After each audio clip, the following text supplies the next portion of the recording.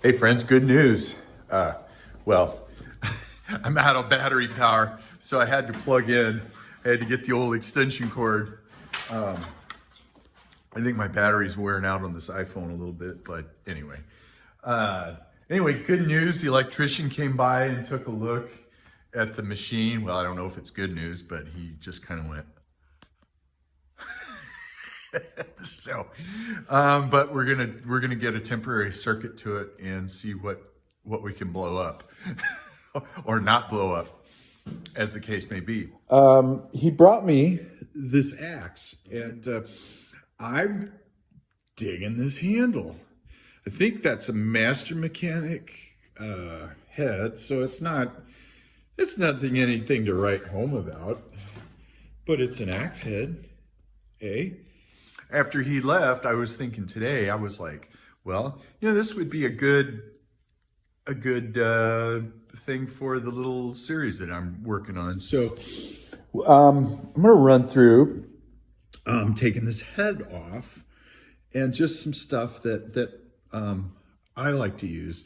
I like to start out with a 1/8 inch by 6 inch long drill bit. Basically what this means is they don't have an understanding of how hafting an axe on a piece of wood is supposed to work. And just to go over that briefly, you want to be snug in this area. You want to have a nice fit. You don't want to have curl like that.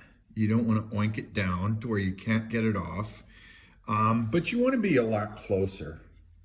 Some people set it up just in case they want to try to bring it down. There's lots of different schools of thought, but I like a nice fit in this area.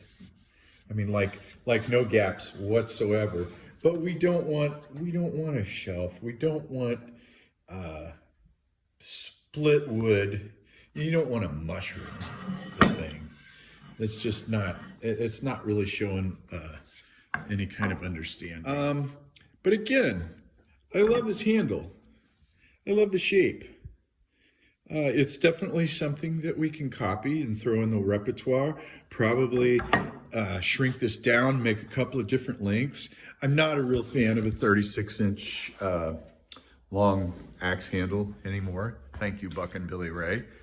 I don't think for a lot of purposes, unless you're limbing, or there is a purpose to have a long handle. So this is fairly simple. We've got some steel here, nothing else.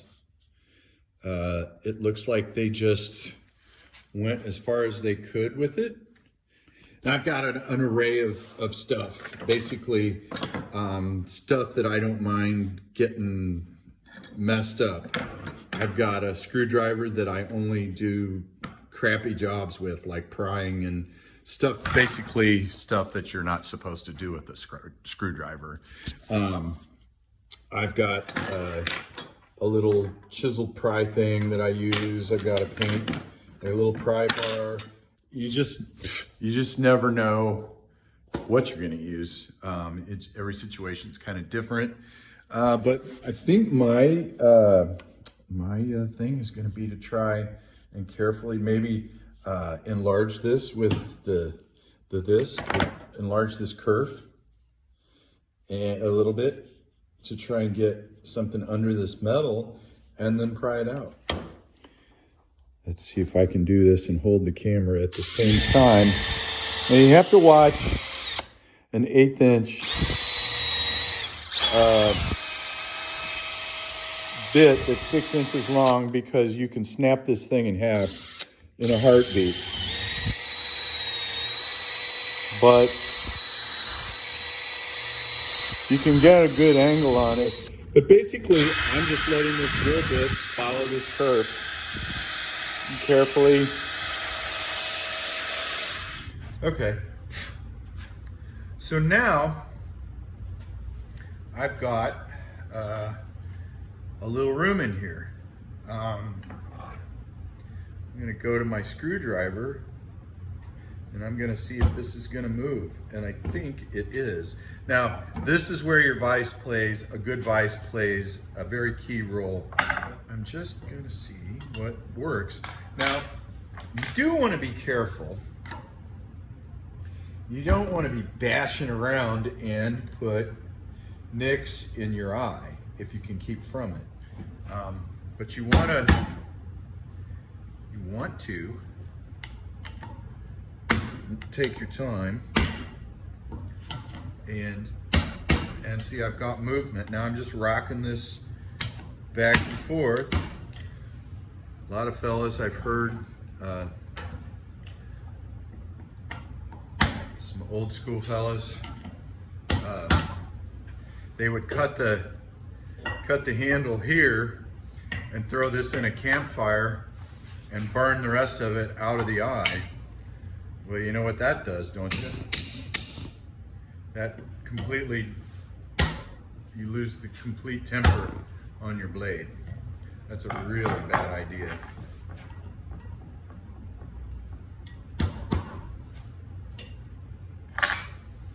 I haven't been getting anywhere real fast. It's just kind of rocking back and forth. I like the fact that it's loose. So what I've done is, I've determined that this is a fairly soft piece of steel, so it is probably a legitimate metal axe wedge. So what I've done is I've started a hole here, like so. I gotta try to hold all of this. And I've got my piece of wood under there so that I don't gouge the head with the drill bit. You want to try and avoid letting the drill bit wander and screw up the inside of your eye, because that's just sloppy work. Sometimes it happens.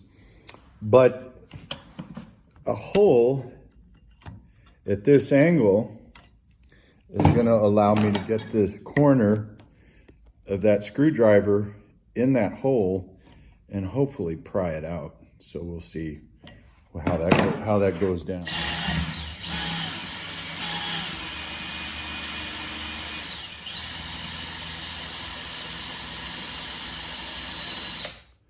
Okay, now I've got this thing to where I can get a hold of it and not mess anything up.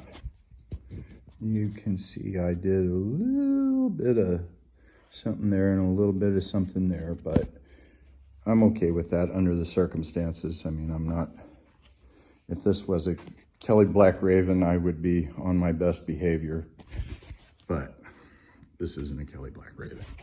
But anyway, now I can get my front end nippers, and I have a pair with much longer handles, but hopefully this is kind of loose anyway, and we could just, there. So yeah. Definitely hitting that side of that with a little divot in there. I was able to, once I got it up, I drilled a hole through the thing and actually got a screw in there and kind of got it raised up and moving up a little bit. It was going side to side, so it really wasn't going anywhere. And, but you just have to finesse it out of there, you know, and just be as patient as you can. Okay. Now this I am not a fan of, and I'm not a fan of continually as you have the off and on process. I am not a fan of beating on either end of these, because you can put fractures that are going to cause you a problem later on. But with this, there's no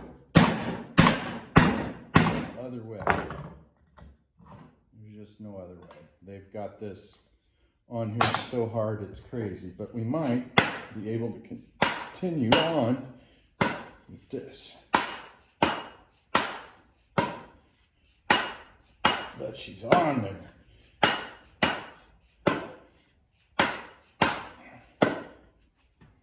Let's see if we can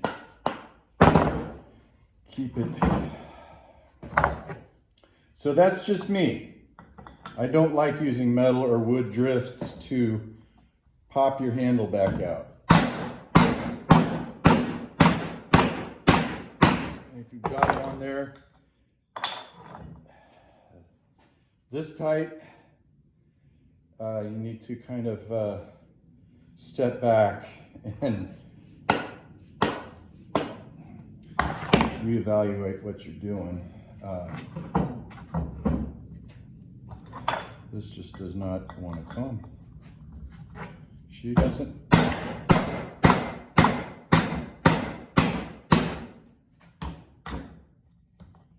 She's not liking it.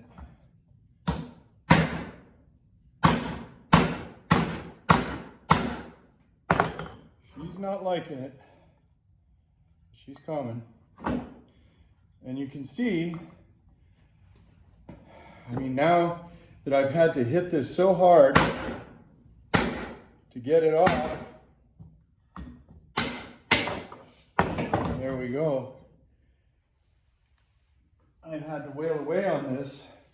I have no idea what kind of damage. Well, I can see some splits already. It really doesn't have a kerf on it either. But look at that. I mean, it's just a bad job. That's all you can say. So, I think we've got our work cut out for us. But like I said, I like this handle. I have found something that I like about it. It is just like a hardware store handle. You can see the staple in the end of it. You can see what's left of the computer label on it. But this will come out well. This will come out nice. And he'll be surprised when he gets it. And who knows, maybe one of his friends will see it and go, hey, I need to talk to that guy. That guy builds a mean axe. You just never know, do you? But so we'll get on to the next step, and we'll have a part 3 on this little rehafting this this handle. I think probably now we're going to clean it up, and then we're going to start thinning it and start treating the axe head. Just cleaning it up. We're not going to put it in an electrolysis tank or anything. I think we'll do an electric wire brush on an angle grinder and see where we go from there. But anyway, I hope everybody's had a great Monday. Yeah, let's keep pounding the pavement and keep grinding, and let's get through this week and unscathed. Everybody be kind, man. I love y'all. Thank you so much to the new subscribers and to the True Blues. You guys rock. Totally. I'll see ya.